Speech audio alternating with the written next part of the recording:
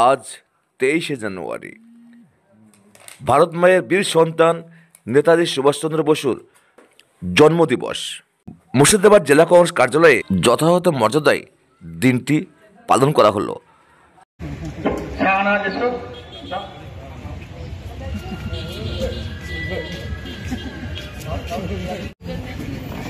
আমাদের ডান দিকেও চেয়ার আছে, যারা বাঁ দিকে আছেন তারা ডান দিকে বলবেন। আমি সকলকেই বলবো, ভ্রমণে সারা বছর যে অনুষ্ঠান হয় দাদার নির্দেশে, তার মধ্যে একটি নেতাজির জন্মদিবস স্মৃতিতে মাল্যদানের মধ্য দিয়ে আজকের আমাদের অনুষ্ঠানের সূচনা করবেন কমিটির সদস্য শ্রী অধীর রঞ্জন চৌধুরী।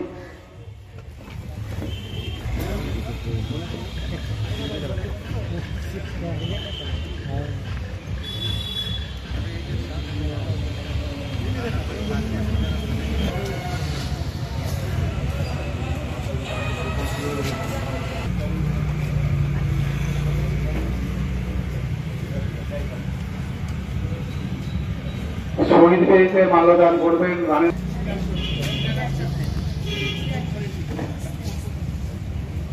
এবার নেতাজি শুক্লাদি থেকে শুরু করে সবাই যারা আছেন প্রত্যেকে আর নাম হারাচার্য করছি না, প্রত্যেকে আসুন। নয় আছে জেলা কংগ্রেসের সম্পাদক, নিজ গুণে প্রত্যেক নিবেদন করুন। আমাদের তপনদাও আছেন, শিক্ষক নেতা আমাদের গোলামকেও ডাকছি, কোকিলা বেগম।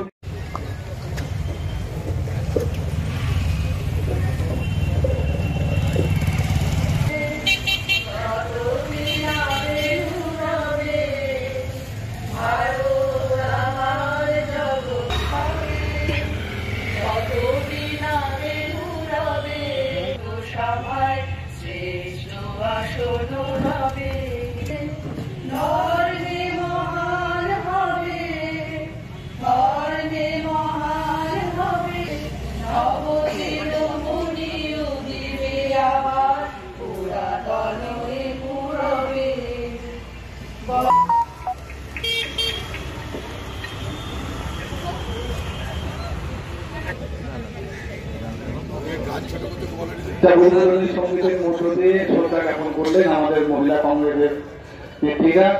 এবার নেতাজির প্রতি যেটা আমরা প্রত্যেক বছর এই পার্টি অফিসের প্রাঙ্গণে করে থাকি, এবারও করেছি। আপনারা এসেছেন নেতাজির জন্মদিন, বিপ্লবী নেতাজি, ভারতবর্ষের স্বাধীনতা সংগ্রামের অন্যতম প্রতীক নেতাজি, যাকে সারা ভারতবর্ষের মানুষ শুধু নয়, এই পৃথিবীর মুক্তিকামী মানুষ, আন্দোলনকামী মানুষ, স্বাধীনতার জন্য যারা লড়াই করেছেন এবং যারা লড়াই করছে, আজও পৃথিবী জুড়ে যাকে শ্রদ্ধা নিবেদন করা হয়। আজকে সকালে আমার কাছে একটা মেসেজ এসেছিল যে ভগবানের কি কখনো মৃত্যু হয়? তাই ভগবানের যেহেতু মৃত্যু হয় না, তাই নেতাজিরও মৃত্যু হয়। তাই আমরা সবাই নেতাজিকে আজও আমাদের হৃদয়ের সিংহাসনে তাকে রেখে আমরা স্মরণ করে থাকি। যদিও আজকের জমানায় অতীত যখন বিস্তৃতির আড়ালে চলে যাচ্ছে, যখন নেতাজিকে ফুটপাতে নামিয়ে এনে এই বাংলায় নেতাজি যা পারেনি তারা কি এই বাংলার কেউ পেরে গেছে, তার তুলনা করা হয়, তখন আমাদের লজ্জা লাগে। বাঙালি হিসাবে আমরা নেতাজিকে এই সম্মান দিলাম যা ভারতবর্ষের কেউ কখনো ভাবতে পারে না।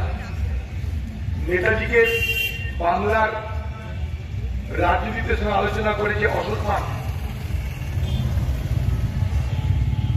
করা হয়েছে, করা হয়, করার চেষ্টা করা হয়, আপনারা দেখেছেন। আমি যখন পার্লামেন্টে ছিলাম একদিন, পার্লামেন্টের মধ্যে একজন সরকারি দলের লোক খুব উৎসাহ ভরে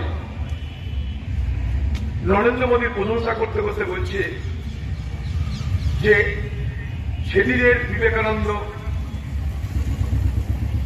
ছিল, তার নাম ছিল নরেন্দ্রনাথ দত্ত, তার জায়গায় চলে এসেছে এখন Narendra Modi.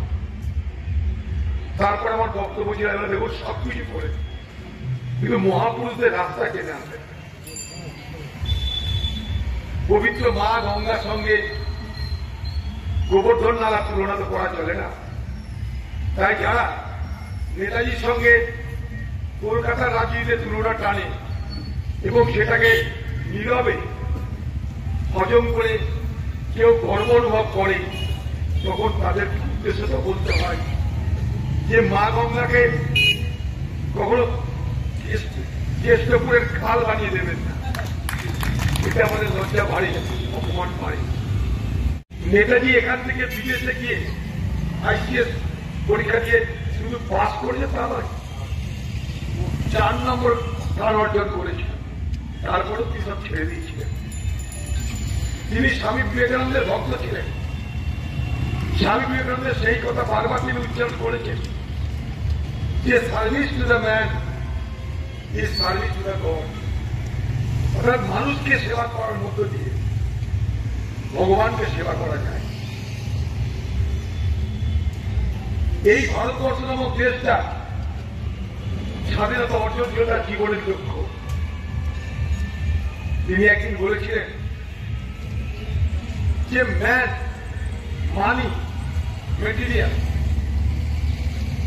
by themselves cannot bring freedom and victory. অর্থাৎ মানুষ, টাকা, সম্পদ আমাদের স্বাধীনতা দিতে পারে না। Man, money and material cannot by themselves bring victory and freedom for us. We must have motive power to do brave deeds and heroic exploits. অর্থাৎ আমাদের মধ্যে একটা লক্ষ্যকে সামনে রেখে সেই লক্ষ্য পূরণের যদি শক্তি অর্জন করতে পারি, তাহলেই আমরা বড় কাজ করতে পারবো, মহান কাজ করতে পারবো। সেই নেতাজি যিনি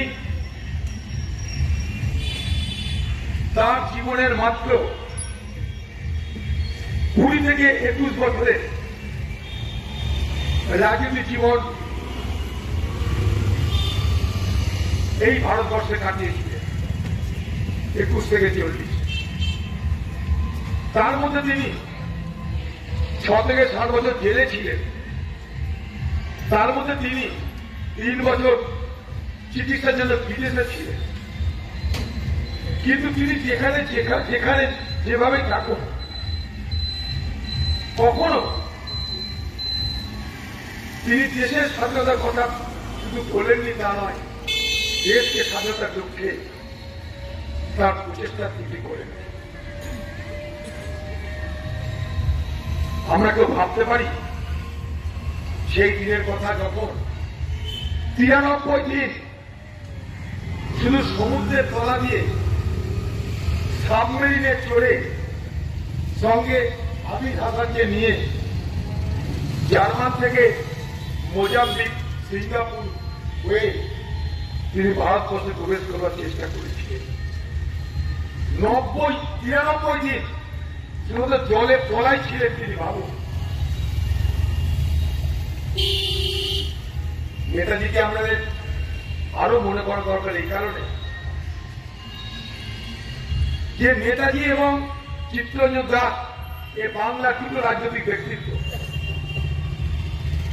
যারা সেই দিন শুধু হিন্দু সমাজ নয়, মুসলমান সমাজেও সম্মানিত হতো এবং স্বীকৃতি পেত। সেই দিনেও যখন ব্রিটিশ হিন্দু মুসলমানের বিভাজন করে রাজনীতি করতে চাইছে, তখনও নেতাজি ছিল উভয় সম্প্রদায়ের কাছে একটা আদর্শ।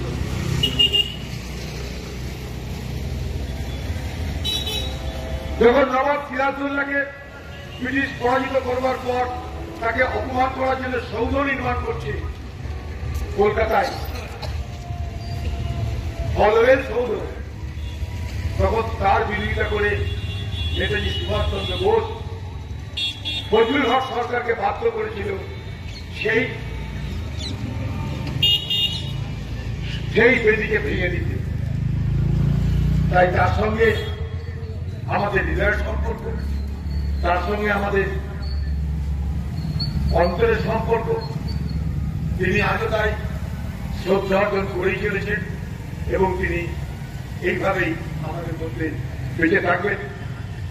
তিনি বলেছেন কি বলেননি সে বিতর্ক চলতে থাক, কিন্তু আমরা মনে করি তিনি আজ আমাদের হৃদয়ে তার আদর্শের জন্য, দেশের প্রতি তার গভীর মমত্ব দেশপ্রেমের জন্য, তার জীবন উৎসর্গ করবার মধ্য দিয়ে তিনি যে দেশপ্রেম দেখিয়েছেন তাকে মনে রাখার জন্য আমাদের মধ্যে তাকে আমরা বাঁচিয়ে রেখেছি, বাঁচিয়ে রাখবো।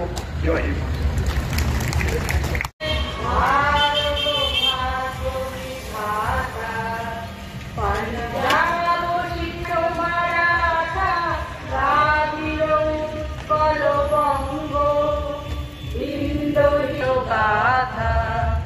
জনগণ